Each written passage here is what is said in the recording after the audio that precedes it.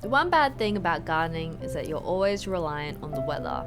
And last week was a pretty rainy week, so I've been cooped up indoors, but today we finally got some sunlight, so I've run outside to complete some overdue garden jobs. I generally try not to support the big hardware chains too much. In Australia here we have Bunnings, which is a popular kind of hardware and nursery store, but I like to try and buy from local smaller nurseries instead as a general rule, but I can't say no to a bargain. I picked up a few cheapies recently, so today I'm planting them out in the garden. I think it's getting a bit late for capsicums, but these were only like $2 and it already had some fruit on it, so it might still be successful. I'm also trying to add more density into my perennial garden bed, so I picked up this Takatuka flower. It's a compact bushing plant with daisy-like flowers and it was only $1, so it's worth giving a go. I then wanted to dig out this elephant ear because it's not meant to be there. I think I planted it ages ago and I think one of the bulbs resprouted. I'll probably pot it up and use it as an indoor plant, but this thing was tough to get out. I probably left it in too long, surprisingly a bit of a challenge. And in that spot, I'm now planting another salvia, of course. I love my salvias. This is a Mystic Spires variety and it looks stunning and the bees absolutely love it as well. I had a bee trying to fly onto it when I was taking it out of the pot, so it must be a good one. I'm finding the soil in these beds to be not so bad either. I'm finding lots of worms, which is good, but there's a lot of roots in this bed, which makes it quite hard to dig out sometimes, but maybe that's a good thing. But I'm loving how this new salvia is looking in the garden. I'm just hoping it gets enough sun in this spot and doesn't get taken over by the other salvias. I also picked up a white perennial basil. I think these ones were grown hydroponically. I had to cut open the pot to get them out. I also planted out some yellow marigolds as well because I realized I didn't have any marigolds this season and they are meant to be good at deterring pests, so hopefully they help. But one of my big overdue jobs is harvesting. My daikon radish was way overdue, so that was first on the agenda, and these were so big. I also love how much character they have. I'm a big Studio Ghibli fan and these always remind me of the radish spirit in Spirited Away. I'm a bit unsure what I'll do with these though. Maybe I'll pickle them or use them for dipping in things like hummus, but let me know if you've got any good recipes for these because I'm a bit unsure what to do with them. I do find growing these is great for loosening up the soil in the garden bed, so I try and grow them when I can. I don't think I'm meant to leave them and let them get so big because this one was so hard to get out, but this was a pretty decent radish harvest and I still have a few smaller ones around the place.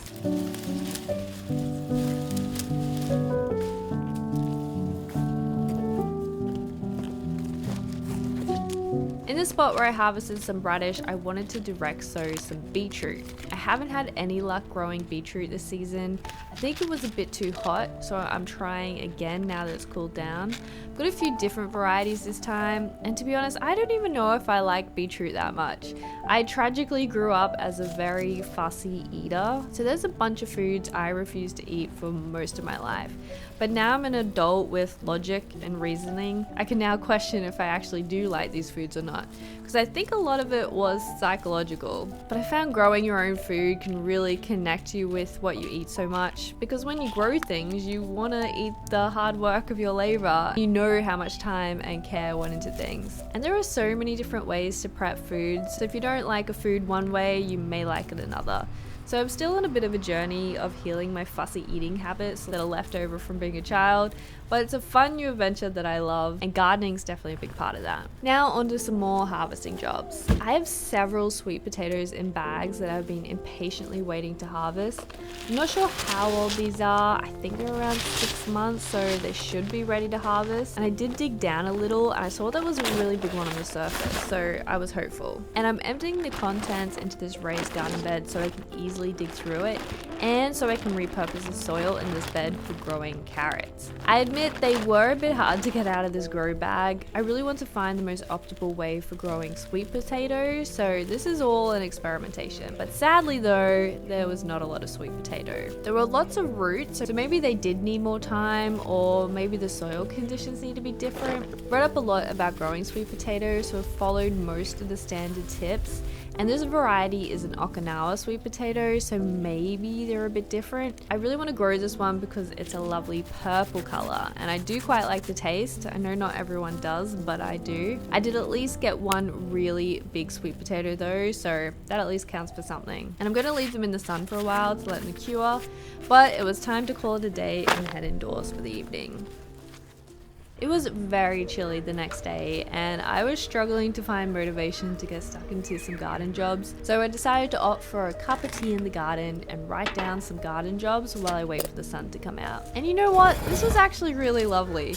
I usually have breakfast and coffee on my front balcony, as that's where the sun is in the morning, but sitting in the garden and sipping tea, letting the heat warm my bones, it was exactly what I needed on this cold day. Also, I wrote down a garden jobs list because it's really helpful, because I don't know if you're the same, but I get distracted in the garden so easily. I find I always start doing one job and then I'll start doing another one and forget about the first job, so I find a job list is a good way to stay on track.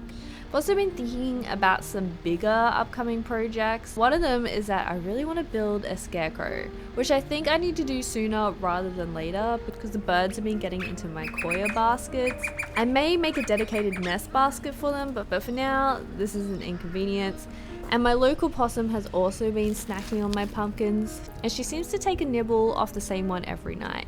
And as long as it's the same one, it's fine, but if she starts biting into the other ones, there will be trouble. But I have a lot of jobs to get through today, so no time for diddle-daddling, it was time to get into it. My first job was continuing yesterday's plans, and that is prepping the garden bed for carrots. I've never had much success with carrots, but I am determined. So I'm adding some sand to this bed that will hopefully help. I hear they also like spent soil, so like soil that has recently had something grown in them.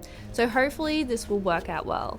I'm trying to plant a rainbow of carrots. I have a red variety, a purple variety, a standard orange variety, and a white variety. Only one I'm missing is a yellow one, I think.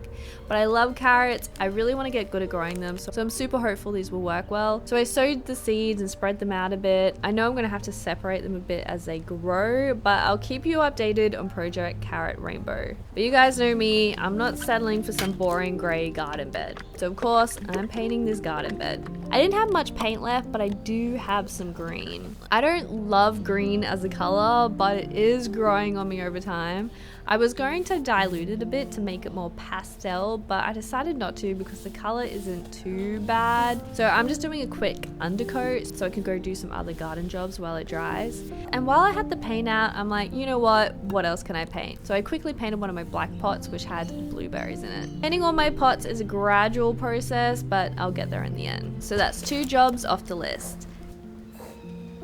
Next was cutting back some flowers in my yellow garden bed. The flowers look so beautiful, but sadly they are creating a bit too much shade for my vegetables in this bed. So I'm still trying to keep some, but cut back enough so my tomatoes can get more light because they are struggling, and you can see them reaching for the sun. I was too sad about cutting back some flowers, so I decided to pop them in this jug so I can put them on display. But for the rest of the flowers, I just chopped and dropped them to add the nutrients back into the soil, and hopefully the seeds will reseed themselves in the future. Now my tomatoes had more light, I needed to find a way to trellis them. I put these posts into the ground with the plan of making some kind of trellis for them, but that's as far as the plan went. I had some twine, so I was going to make some rows so I can feed the tomatoes between them. I think this is called a Florida weave style of trellis, or at least it kind of is. If you go down the rabbit hole of trellising tomatoes, there's a whole bunch of info, but for me, I like to keep things simple, so that's what I'm trying today. I got gifted a tomato plant that's doing super well, but I didn't plan ahead, and it's now at the front of the bed and also shading out the tomatoes. So I think next time when planting out my beds, I need to think more consciously about the sun direction and shade, especially when it comes to flowers. But the trellis is all done. It's not the prettiest thing in the world, but hopefully it does its job of keeping the tomatoes upright. And now those jobs are done, it was time for a second coat of paint on the raised garden bed. After the second coat, I kind of don't love the color. I do love color in general, but I just have a thing about green. Forever, I've never liked wearing green or having anything green, but some color is better than no color, so it all helps add to the vibe to the garden. I bought some seedlings over the weekend from the market, so I was overdue to plant them out. I picked up some broad bean seedlings seedlings. I've tried to grow these from seeds in the past, but I think it was a bit too hot for them, so I'm opting for seedlings. I planted them against the trellis in my big garden bed so they have something to climb on. And I don't even know what broad beans taste like really, but I'm excited to give them a go. It's all part of that fussy eating thing. This garden bed is the anything goes garden bed. I'm just focusing on improving the soil currently, so it mostly has green manures and random plants growing in it that I've found around the place, like tomatoes. Tomatoes are basically a weed. They pop up everywhere in my garden and even around town. I think the birds poop them out and that's how they get everywhere. So I'm just digging up a few and transplanting them into this bed because I just want to get things growing in this bed so the soil's improving and it's getting to a point where I can plan out growing things in this bed properly.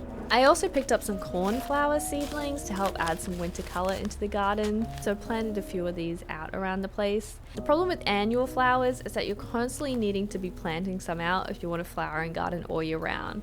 I'm trying to put the effort in now to add variety in hopes that a lot will self-seed and they'll keep popping up over the different seasons, which means hopefully I'll have to do less to keep them going, which is why I'm a fan of the perennial flowers. I've been taking some cuttings of some of my favorite perennial flowers and today I'm planting some of them out. I'm going to trial putting some perennial flowers at the ends of my seasonal veggie beds to try and add more consistent color. And luckily these are just cuttings, so if I decide against it, it hasn't really cost me anything to try it out. I'm also planting out some in my perennial garden bed because I do want the space to be quite densely planted and have a constant array of color. It was then time for the final job of the day, and that's harvesting my Rosella. Rosella is a native plant that's a type of hibiscus. The calyx part of the fruit is often turned into jams, but I've heard it can also be dried for making teas as well.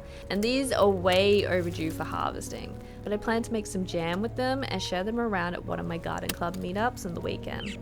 But I admit, these took me so long to harvest. I wanted to spend the afternoon making jam, but I was chasing the sunlight. I was rushing to harvest them all before the darkness set in, all before the mosquitoes got me. And I had 2 of these bushes and I harvested as much as I could, but there is still a huge amount. So there's probably enough for a second harvest. But the sunlight is running out, so it's time to call it a day. But thanks so much for watching this video. I'm hoping to jump into some more DIY projects over the next few weeks if time allows, because I have some big plans, but I just need a bit more spare time to make them happen. But when they do, it should make for some fun videos, so make sure to subscribe to stay in touch, and I'll see you next time.